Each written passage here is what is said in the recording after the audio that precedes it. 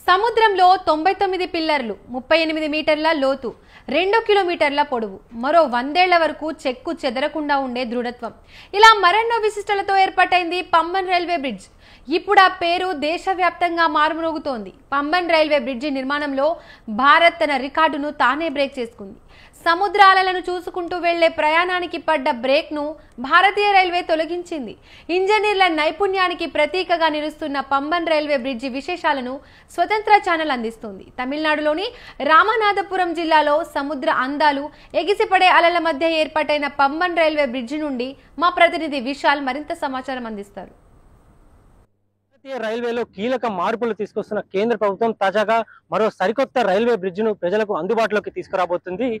ఇప్పటికే వందే భారత్, అమృత్ భారత్, నమో Bharat rapid rail అంటూ భారతీయ రైల్వేకు సరికొత్త రూపుని దిద్దిన కేంద్ర ప్రభుత్వం దేశం గర్వించదగ్గ మరో రైల్వే బ్రిడ్జ్ను ప్రజలకు అందుబాటులోకి తీసుకురాబోతుంది.